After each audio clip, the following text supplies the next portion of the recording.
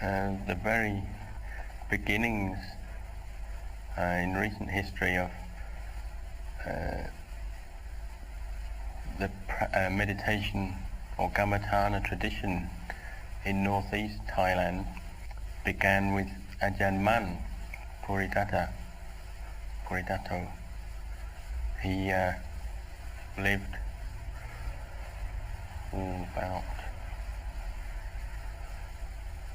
he was born at the end of last century, died at the end of the 40s, I think 1949.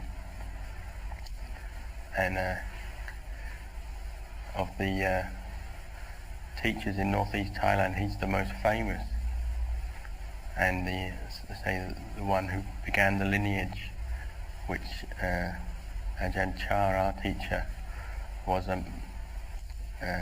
he took on subsequent. He came after Ajahn. He lived with Ajahn for a short time and carried on the line of teaching from Ajahn. Luang Por Man, practicing in those days, many years ago, had to deal with a lot of difficulty and hardship in finding the requisites, finding support for his practice, and with the physical conditions in northeast Thailand. He lived in remote places, on mountains, in deep forest, but because his practice was so pure and successful, he very quickly became famous within the circle of monks who were interested in meditation, particularly in meditation, and quickly the group of monks who became his followers expanded to what became a large number. One amongst those was Ajahn Chah, and having become inspired to practice with Ajahn following his style of practice, the Kammatthana style, the meditation style, he went to live with Ajahn, who was one of the first generation disciples of Ajahn. And Ajahn was, after Ajahn, the Ajahn who Ajahn Chah looked upon as his teacher. Practicing with Ajahn, Ajahn Chah practiced meditation till he developed very deep samadhi and profound peace of mind. And once he felt stable enough in his meditation practice, he then started going off wandering, either alone or with small groups of monks, around the forests of northeast and central Thailand, often seeking out very lonely, desolate places where he could practice meditation without being disturbed, but also these places would be places where he would be forced to test his own peace of mind. Often he'd stay in cremation grounds where people and the local villagers would burn corpses or even leave the corpses of the dead villagers just lying in the cremation ground, gradually rotting away. And for Thais, this would be perhaps the most scary place on earth, because the fear of ghosts amongst Thais is very strong, perhaps stronger than Westerners. And it's the tradition of meditation monks to go and stay in such places to confront the fear that they have in their minds. We all have fear, and it's a way of testing their own meditation. And he, briefly you could say, practicing in this way, confronting his own fear of death, many times, he actually got to the point where he went beyond any kind of fear, got beyond all kind of fear. In later years, Ajahn Chah would tell his disciples that it was practicing like this, going through all sorts of difficulties and hardship, and staying in lonely places, fearful places, having meditated with corpses, stayed in forests where there were dangerous animals such as tigers around. He said the result of this was that he gained the Dhamma, and he would impart some of that Dhamma, try to impart as much of that Dhamma as he could to his disciples in later years. There was also another Ajahn, a teacher of Ajahn Chah. His name was Ajahn Tongrat, who Ajahn Chah gained a lot from, and would recount in later years some of the stories and teachings he received from Ajahn Tongrat. His style was that similar to a Zen teacher. He wouldn't give long discourses and explanations of the Dhamma. He'd give shorter teachings which were perhaps applicable in certain situations. Ajahn Tongrat was also a disciple of Ajahn Mun, and one time when he was living, in his early years, living with Ajahn Mun, Ajahn Mun would give the teaching to all of his monks that they should try to eat little, sleep little, and meditate a lot. And Ajahn Tongrat, taking this teaching to heart, went on a 15-day fast. And at the end of the fast, it was the Patimokkha day, the day when all the monks come together for the recitation of the discipline. And during the meeting of the recitation of the discipline, when all the monks were sitting together in silence, very formally, he suddenly took off his jiwan, his monk's robes, and he said, "Ajahn Mun, you taught us to eat little. Well, here I am, I'm about to die, I haven't had any food for 15 days. Ajahn Mun answered that he taught the monks to eat little, but he didn't teach them to not eat anything at all. He said, you have to contemplate my teachings, understand what I mean. The idea is to find the right amount of food, not just to stop eating altogether." There was once an old monk living with Ajahn Tongrat who, having ordained in life when he was older, found it difficult to do the training in the same way as younger, stronger monks would. He found it difficult to learn the chanting and learn the ropes of the bhikkhu life. But Ajahn Tongrat found a way to teach him. There was one day they were walking, they saw a tree stump in a field, and he said to the old monk that he should make his mind as firm as the heartwood of the tree stump. And he could see the heartwood showing through. This older monk took that teaching away with him and practiced it.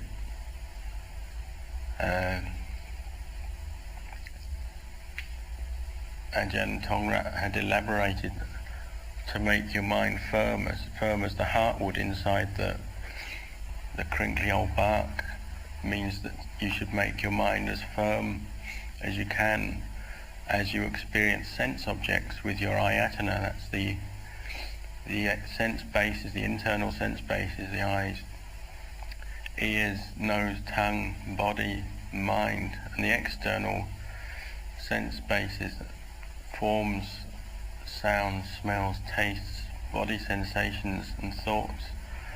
As you experience all these, you should make your mind as firm, keep it in the middle, not get caught into liking, disliking.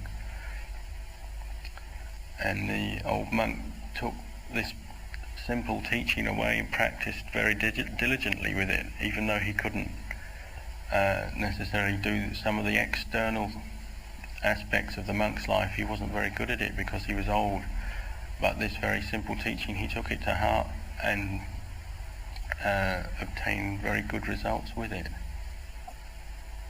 Another story of Ajahn Tongrat was there was a place where the villagers didn't know much about monks. They wouldn't offer food to monks when they were on alms round. And Ajahn Tongrat went there and he stood in the village and he just kept standing there until in the end the villagers realised what was going on and they came out and brought food to him. He didn't actually, the food he obtained, he didn't actually eat it himself, he gave it away. Someone asked him why he did this. He said he was teaching the villagers to practice dana, generosity, to practice giving up attachment to their food.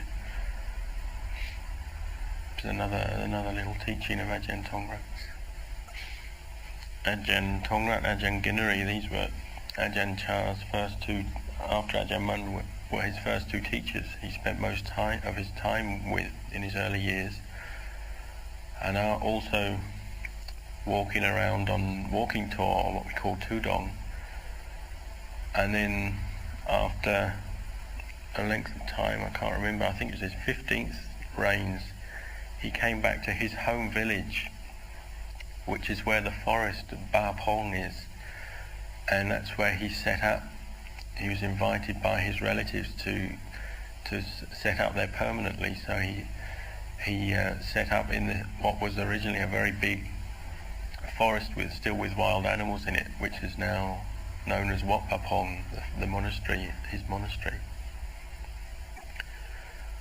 In the early years at Wat Pa Pong, malaria was very bad. Most of the monks got it, and it was in those days there wasn't so much medicine, so it was potentially very dangerous, could die easily. So Ajahn Chah told the monks that if you've got malaria, you have to come out of your hut, come out and meet with the Sangha so that we know what's going on, we know that you've got malaria. The tendency is if you're ill, you just want to lie in your hut and keep quiet, but he made it a rule that you actually have to, if you're ill, you actually have to come out of your hut so that other people know that you're ill. In those days, northeast Thailand, very poor, and food, you didn't get a lot on alms round, monks didn't get a lot on alms round. Might just get a few bananas, and it wasn't unknown occasionally they wouldn't just eat the fruit of the banana, they'd eat the banana peel as well. The reason that the monks put up with the hardship was because they had gone there to practice out of faith in the religion, and in particular in Luang Por Chah, Ajahn Chah, as an enlightened teacher. And their aim was to practice meditation. They were interested in seeking the highest fruits from the religion, so they were prepared to put up with all that hardship. The group of monks who were living with Ajahn Chah gradually grew in number, and he'd constantly be encouraging them to practice as hard as they could. One time he said, it was on the 25th anniversary of the monastery, of establishing the monastery,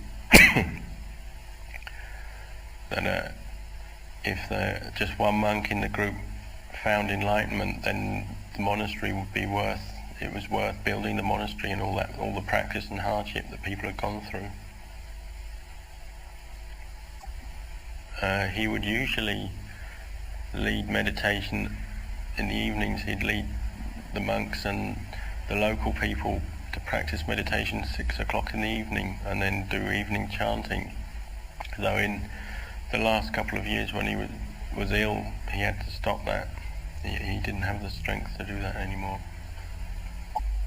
In the first period up to, while he was still strong in teaching, his various disciples when they were established in the practice, they'd tend to go off and set up branch monasteries.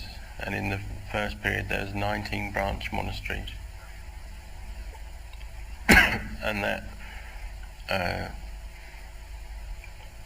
tradition of his disciples moving off, going on walking tours on Tudong, or going to visit different Buddhist groups of Buddhists around both northeast Thailand and even further afield, has continued. The number of branch monasteries has continued to grow to the present day.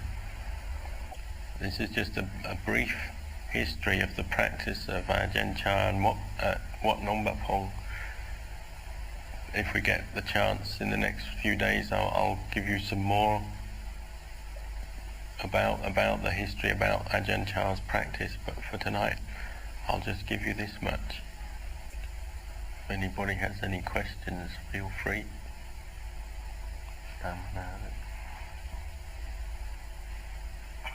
One thing mentioned that if one of the monks get enlightened in the temple, that they will be very happy. How could one know? Would he declare that he has attained enlightenment, or is there any signs to recognize that fact? His actual words, he'd speak quite generally and say if it would be good if one or even many monks, the way of saying it is like straightened out their views, so their views were in line with the Dhamma. But he would never actually say this monk has attained Dhamma at this level or that level. He would never talk quite precisely like that. He'd speak more generally.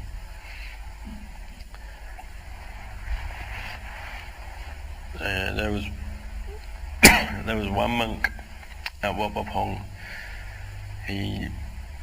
There was a group of monks talking about this subject, about who might be enlightened and which monk was at which level. And one monk had a very strong feeling in his mind. He felt it was almost as if Ajahn Chah was speaking in his head. And the words he heard were like, one disciple of the Buddha doesn't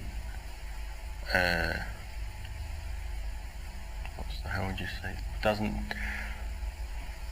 doesn't tell, or doesn't try and tell where another disciple of the Buddha is at, what level he's at. So it's inappropriate to look around at the other people practicing and try and tell which person is at what level.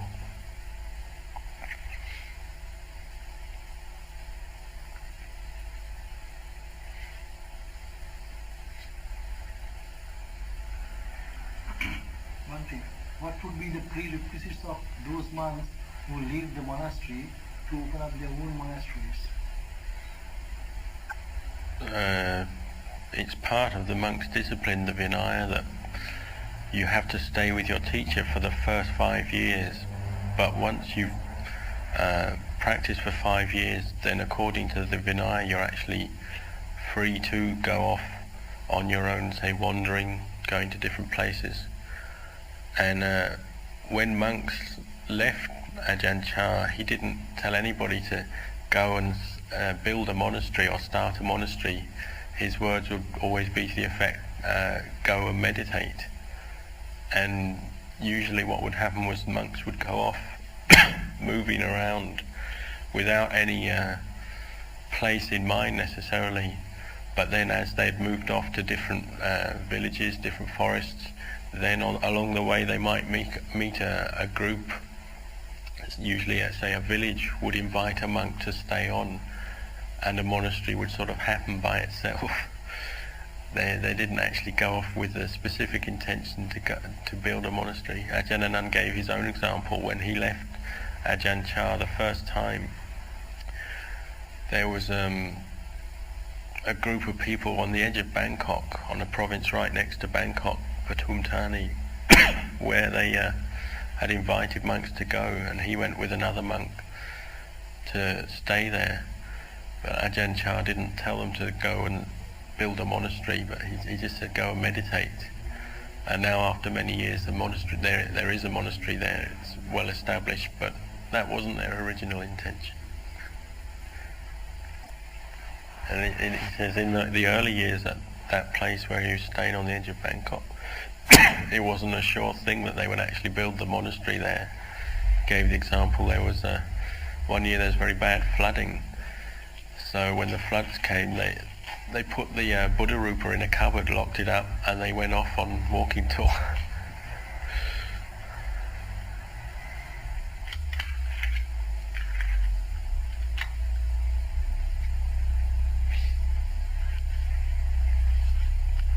There's someone else. Do you have a question?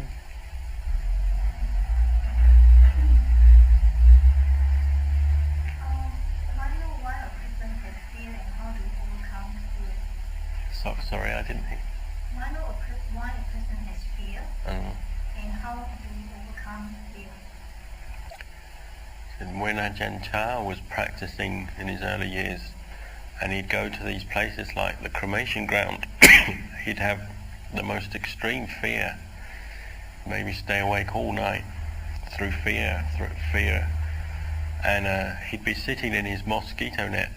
So monks in Thailand, they have an umbrella with a mosquito net, and he'd just have his robes and he'd have his alms bowl, and he was so afraid he'd take his alms bowl to be a friend. He'd say almost like hug his alms bowl out of fear and nothing else to depend on. And the way he contemplated was to ask himself in his mind, well, what am I afraid of? And the answer would be, well, death. So then he'd answer, well, where can I go to get away from death? And the answer is, there's nowhere, because wherever you go, you're going to die one day. There's no place that you can't get away from death. And contemplating like this, in the end he felt there was some part of his mind that completely sort of left his mind, and he completely went beyond fear, just contemplating like this back and forth. The fear completely left him. And what fear is it's because you're attached or you love your body very deeply. So any threat to the body or anything you think is going to threaten you or harm you brings up fear. So if you don't attach to the body, then you won't have fear. From Ajahn own experience, when he first ordained, he was in Ajahn Chah's monastery. Out at the back of the monastery they had a cremation ground, very sort of dark, eerie place, and every time he walked on alms round, he'd walk past this place and he'd notice he had a sense of fear, dislike for that place. In those days there was no electricity or anything around. It was very sort of quiet and scary place. His first rains, he'd walk past this cremation ground every day for a couple of months, noticing how he's afraid of it. So after a while he decided that if his meditation was going to be of any real value to him, then he should test himself out. And so one night he took his robes and went into the cremation ground. It says when you go to a place where you have fear, in the beginning all you can do is rely on your endurance, patience and endurance as the fear comes up. But if you have endurance, then you can use that and work with the fear, contemplate the fear. By chance, Ajahn Chah, one of his habits was to walk around the monastery late at night, just checking on things. And that night he was walking around, and he came up to Ajahn, where Ajahn, a newly ordained Ajahn was sitting meditation. Probably had the thought to give a bit of encouragement to the new monk who was fighting with fear. And Ajahn carried on practicing in the same way, going off to, when he had the chance, he might go off to a cremation ground where there were dead bodies or the remains of dead bodies around. He might even, there was one time he took a skull from as a skeleton on the ground. He took the skull and put it on a post, and then practice walking meditation, walking jongkrom back and forth next to the skull, just to keep contemplating fear. He'd practice maintaining his meditation, maintaining his ability to enter samadhi, and then when he came out of samadhi, when his mind was peaceful, then he'd contemplate exactly what fear was, and looking around, at a skeleton, looking at bones, he'd see that the bones were just bones. Fear was something that he'd created in his own mind. There was no real substance, essence to the fear. It was just something he'd created in his mind through thinking. What he was afraid of, the bones, were just bones.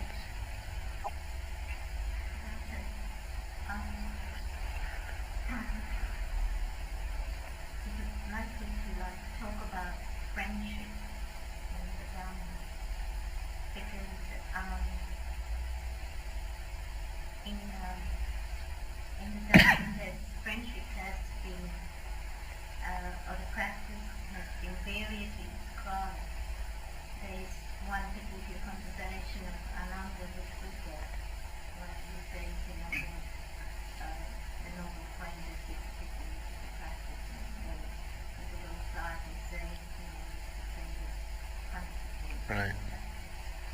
And that giving the noble friend making that very important. But then again we go on and hear that in practicing to practice in isolation, to be alone, go off to cemeteries, graveyards, and that we, and also again it says in other parts it describes the practice as this is one seven-long body, isolating it even further.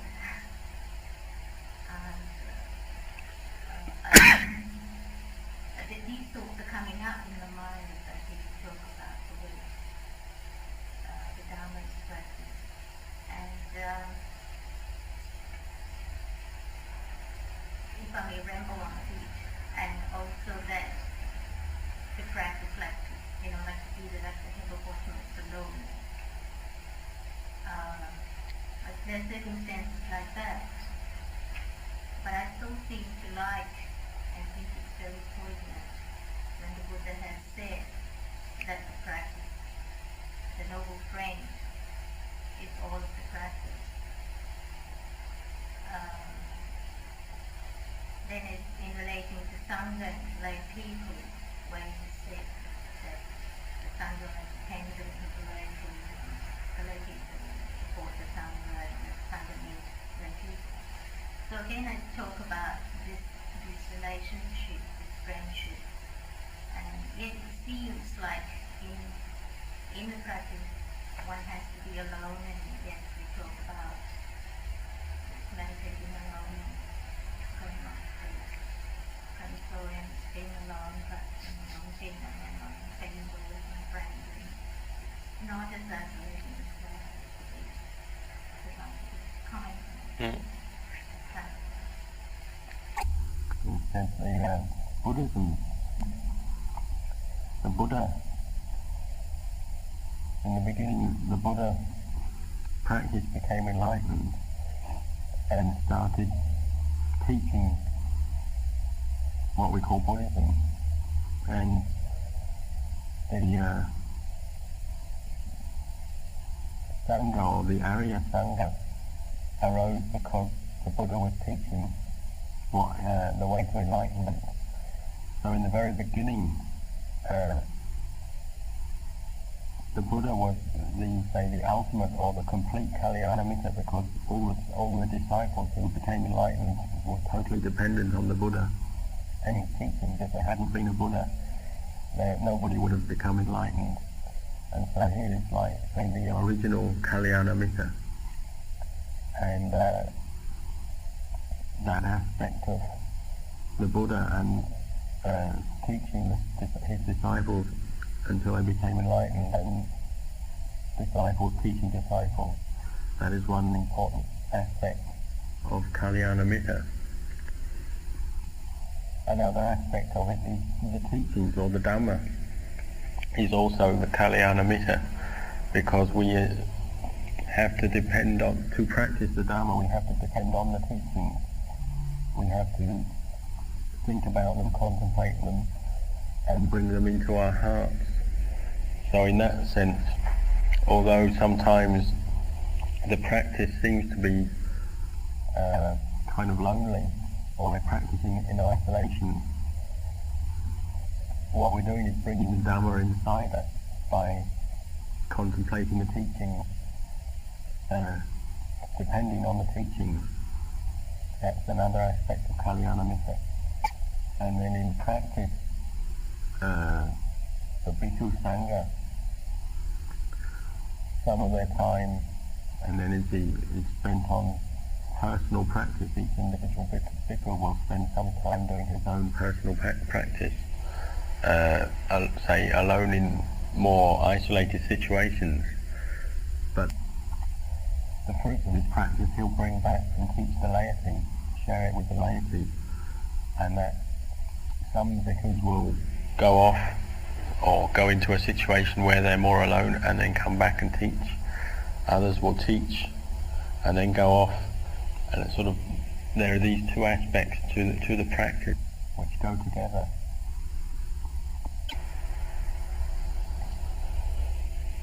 An example is one time Ajahn Chahs in the early days.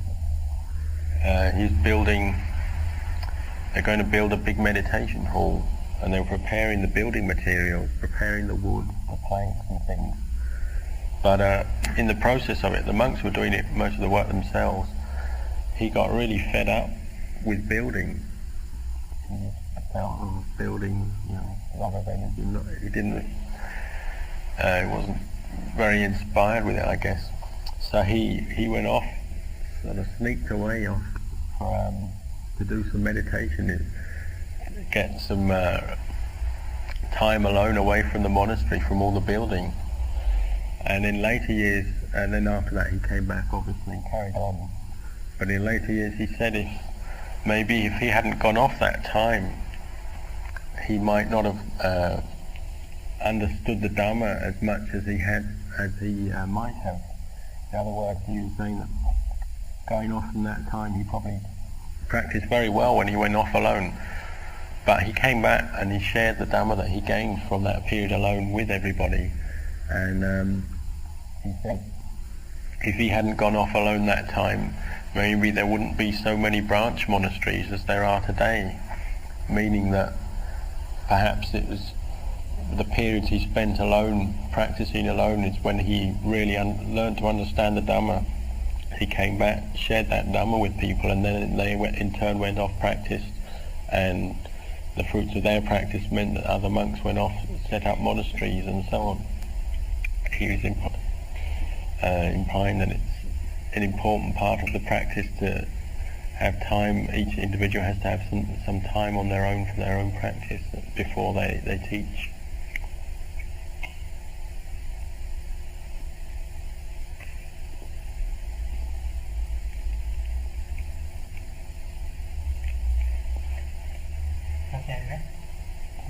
Does it answer your question?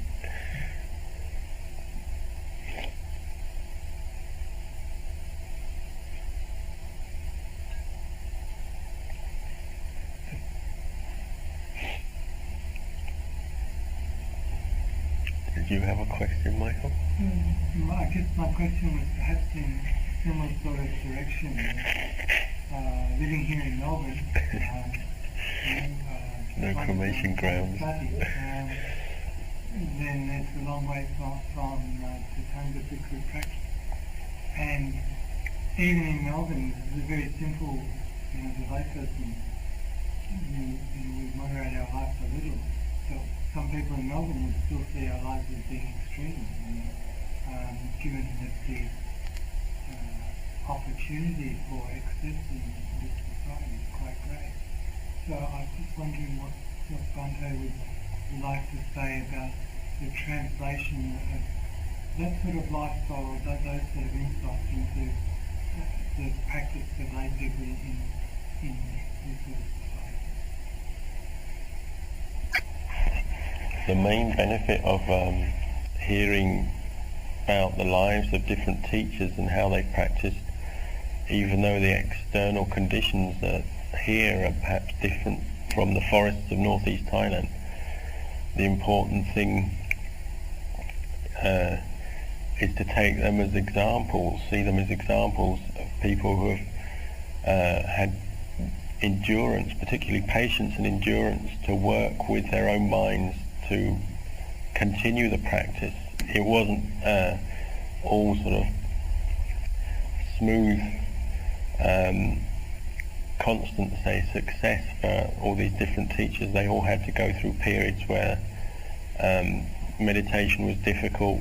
They had different problems, but that he's relating these stories is to help give you some encouragement to push through the various problems you have in practice and to keep at it. And you need some endurance for that, because there's obviously going to be periods when, say, if you're at home, you don't feel, some days you might feel you don't really want to come out, say, to hear this centre, Buddha Loka Centre, to meditate, but to try and, when you do feel lazy or depressed, or to try and rouse yourself, maybe you can think of these various teachers, the Buddha, or these teachers who have pushed through their various difficulties. You can use them for inspiration to get up a bit of energy to push through your own difficulties. He says he's very impressed with your dedication to practice, and what you should do is just to continue building on every little, build on these foundations with every little bit of effort you have, just to keep developing your meditation. If you keep doing it regularly and consistently, you will be rewarded.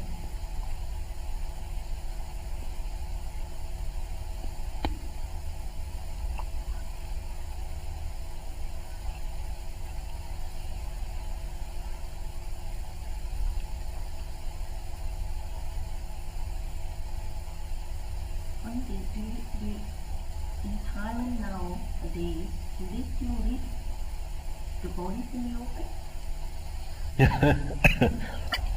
open? Although most of the dead are cremated, but in northeast Thailand particularly, it's still the tradition. Some places if somebody's died, say in a motor accident, or has been murdered, they won't burn them. They'll bury them, but often before they bury them, they'll just leave them out, or even sometimes they'll just bury them very light, with a very small amount of earth on top. And so it's still possible to practice in a cremation ground in that situation where there is a corpse. Maybe you can actually see the corpse and can sit meditation in front of it. There's a monastery, actually, he didn't say this, but I'll just add it as in addition, there's a monastery, one of our branch monasteries, where the abbot, you might have heard of him, Ajahn. He's now disrobed now, but he's an Australian, and he was the abbot of a monastery for about 8 years, I think. He's a very big forest, and occasionally when villagers from the surrounding villages died in such circumstances, there was one guy who was killed, who was shot. Another, I think, died from some disease. But anyway, the villagers brought the bodies into the monastery, into a designated area. It's a very big forest, but they set aside a part of the forest, and they put the bodies, just left them in an open kind of pit. They dug a shallow pit and put the bodies there, but they didn't cover them over. And then many different monks had the chance to practice meditation, maybe even set up their mosquito nets right next to the body for several days at a time, and they could live and just watch the body as it decomposed. I myself was doing that the night Ajahn Chah died. I was next to one of these corpses, just sort of, it was like just left as a skeleton. It started off as a sort of somebody who died a few days, and over the period of a few weeks, few months, just the flesh sort of dried and disappeared, and there's just a skeleton left. They don't use coffin at all? Coffins? No, just simple wooden coffins. If they burn someone, this is in the villages, not in the towns, but in the villages they'll use just a simple wooden coffin and burn it. Or if it's somebody who they bury, that maybe they don't even use a coffin, they just put them straight in the ground or on the ground even. Still very simple in some places. Once the Indian body was kept, how many days after the body was kept there that you started concentrating on the body? That one, I imagine it had been there a few weeks, but that's because I came along afterwards. But some of the bodies, just within a few days, monks had the chance to go and contemplate when they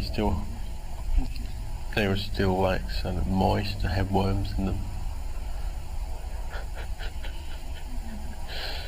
So when you contemplate, do you actually watch or just close your eyes and still? What's the situation there? Fairly simple, just to contemplate the impermanence of the body.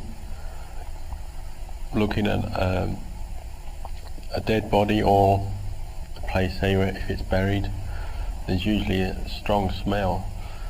But just to contemplate the impermanence of that body and the impermanence of your own body, comparing, and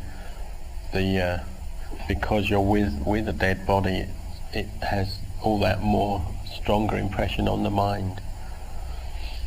But the contemplation itself is very simple.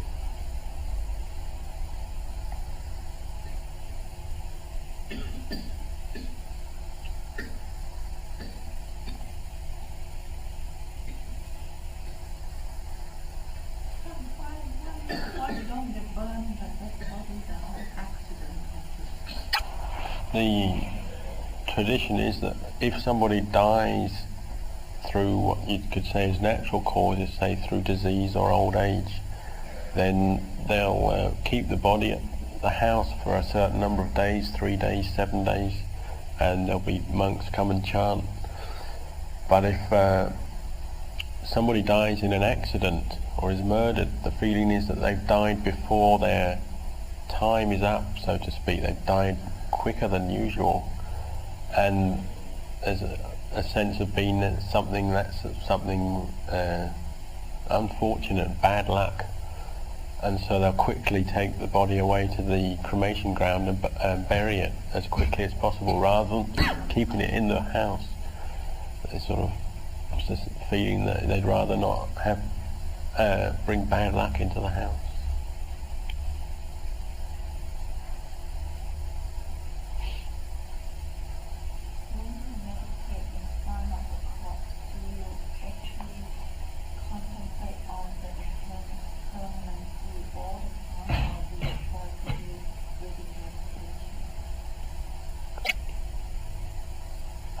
I think the answer is any object which makes the mind peaceful in such a situation is okay.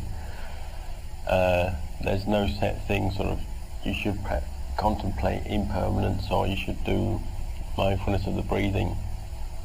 Whatever works. The important thing to see is that in such a place where you have strong fear coming up, it makes you very mindful.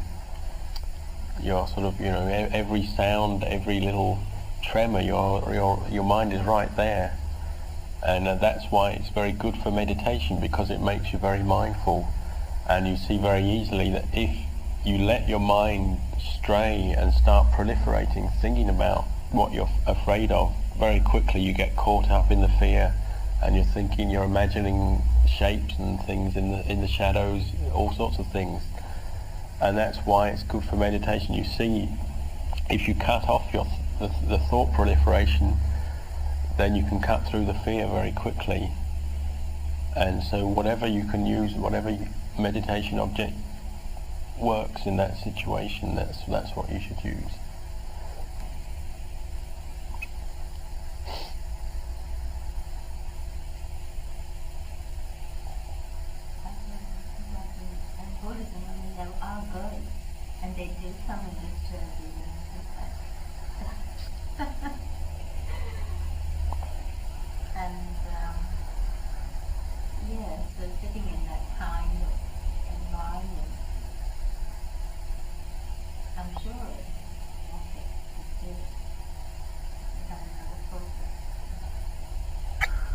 says one time in his third rains, he was in a cremation ground meditating, and a young schoolgirl was on her way to school, had to use a boat to cross some water on her way to school, and the boat capsized and she died, she drowned.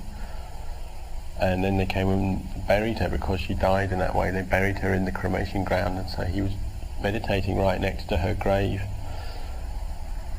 And then one afternoon, as he was there, some people turned up with some soft drinks for him, and he was surprised that he didn't, that they knew he was there. And so that he asked them, "Why? How did you know I was here? You brought these soft drinks to offer. How did you know I was here meditating?"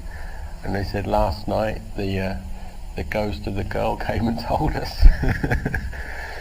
And that just made him even more afraid, because then he realised the ghost was hanging around right next to him.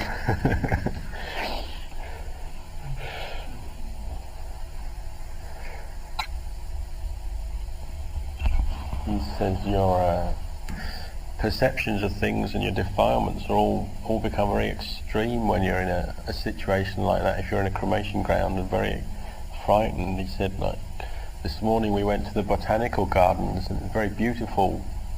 I'm very impressed with how beautiful it was laid out, very nice trees, big trees. But if you're in a cremation ground, then every big tree becomes really frightening, total opposite. I mean, just the same big trees, but they suddenly become very frightening.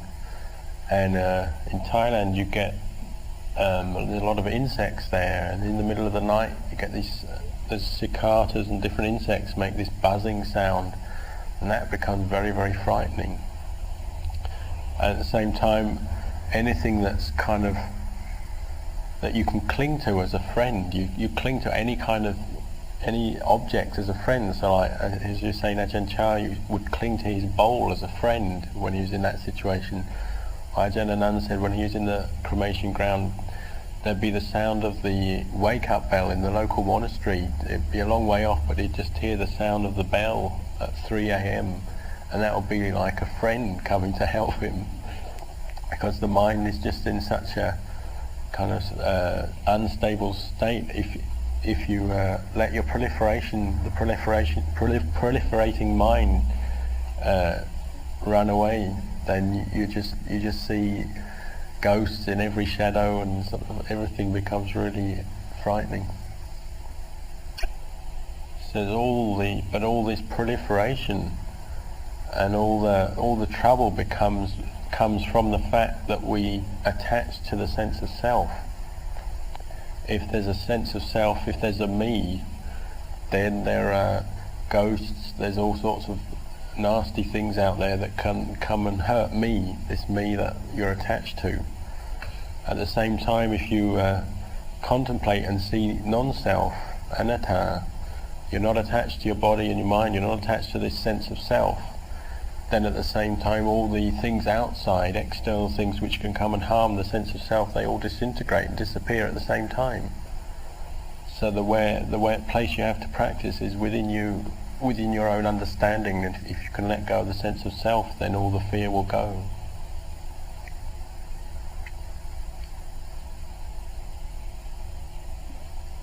So this is sort of a related idea, but not so common here, but perhaps more common is that fears that people sort of sending evil forces to possess you, and these can become quite overpowering in some people.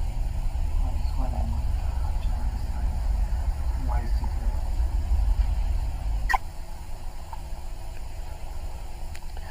The way to do that, to deal with that, is to meditate, make your mind as peaceful as you can in your meditation, and then kind of imagine or determine all your psychic energy, or the peaceful energy you've generated in your meditation, to make a kind of force field around your body.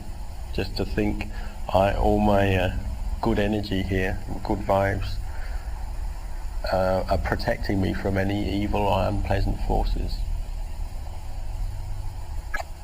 You could contemplate one of the 32 parts of the body, and do the same thing. Just contemplate, just use one of the 32 parts as a meditation object to calm the mind. And that sense of calmness that arises just contemplating that one of the parts of the body, again use that as a kind of force field to protect yourself. Say, may the power of the Dhamma, the calm mind that sees the Dhamma, protect me from any evil forces.